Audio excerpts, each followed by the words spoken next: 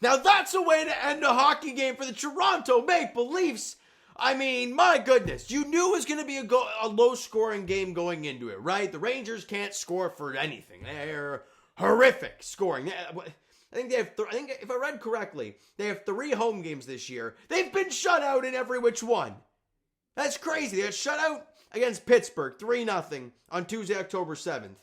They got shut out 1-0 by the Capitals on Sunday, October 12th. And then they played the Edmonton Oilers and they lost 2-0. That team cannot score.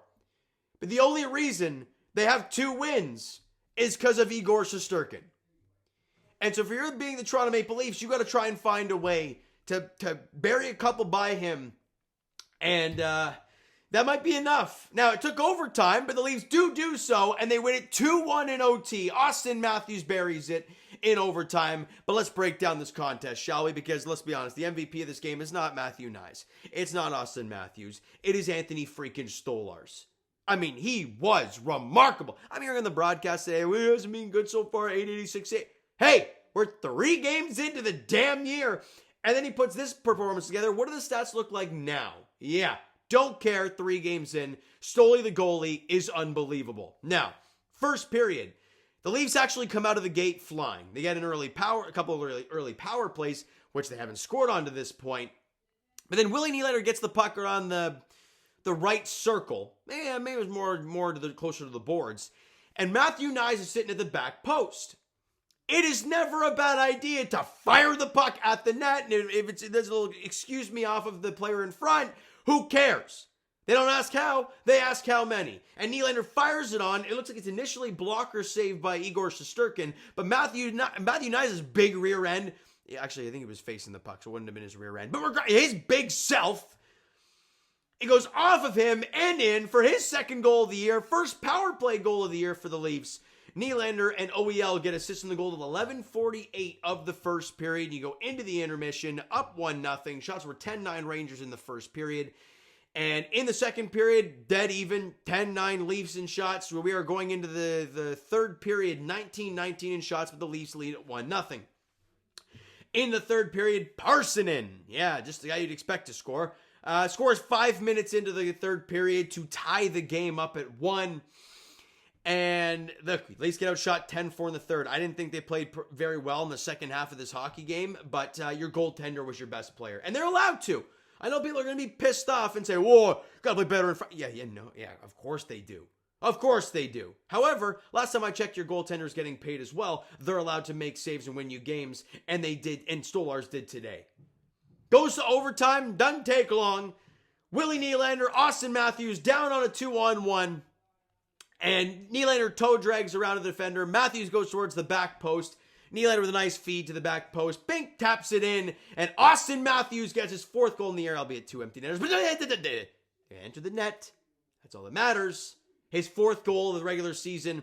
Nylander and Morgan Rielly get assists in the goal 58 seconds into OT.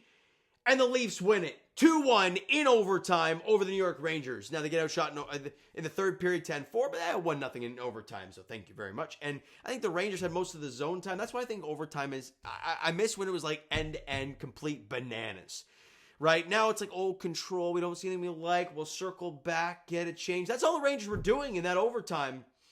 I mean, look, it only took a minute, so it didn't take very long. But for like the first 35, 40 seconds, it's just spinning around. And the Leafs end up getting the puck, come down to the 2-on-1, and bury it, and they win it. Get outshot 29-24, don't care. You win the hockey game 2-1. Face-off dot, pretty even. They won it, though, 29-26. Special teams-wise, look, they had 3 power plays. You killed off all 3. I thought the PK looked really good today, but you know what helps the PK? A really good goaltender. Let's be honest. At least we're 1 for 2 in the power play. You won the special teams battle. Awesome stuff there. And let's get to these player stats. Anthony Stolarz. I mean, he's making flying saves, whether it's post to post, whether it's on his rear end, making a save with his glove. And oh, by the way, he's also making saves without his helmet on, which should have been blown dead, but it wasn't. Or maybe it was, and they kept playing for a bit, but he still made the saves anyways. Anthony Stolarz, 1 goal on 29 shots, a .966 save percentage today. He was outstanding today. And let's be honest, still the Leafs 2 points. But that's okay.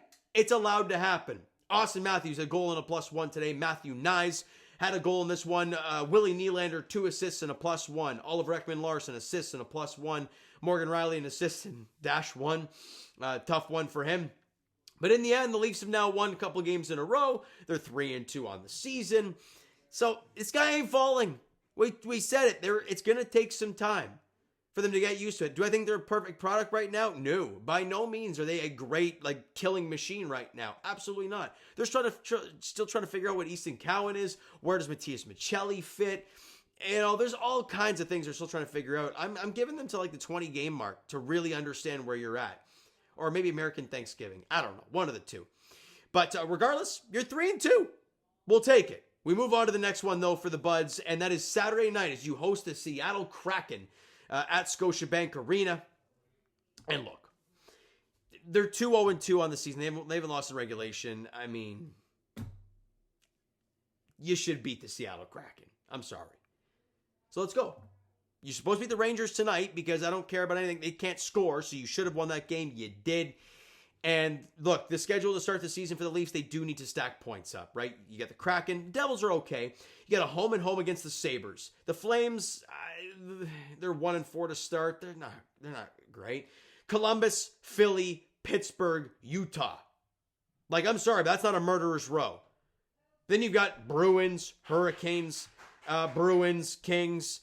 I mean, you got all kinds of tough ones coming up after that. And oh my gosh, am I scoring more runs? Oh, it's 8-2 Blue Jays. What am I freaking missing? I thought I was clean, no problem. But in the end, let's go to the ballpark because I'm going to go watch the rest of the game. Leaf Nation, that is going to do it for this one. If you enjoyed the video and the dub tonight in OT, smack that like button. Do appreciate it. The subscribe button. You guys know that's already. Comment down below your thoughts on the video, thoughts on the game. What'd you like, what'd you not like from today's game for the Toronto Maple Leafs? Twitter, Discord, Instagram, TikTok, all that stuff is down below. So follow up there if you haven't done so already. And I will talk to you guys, of course, Jays Edition after this game. Jays, Mariners,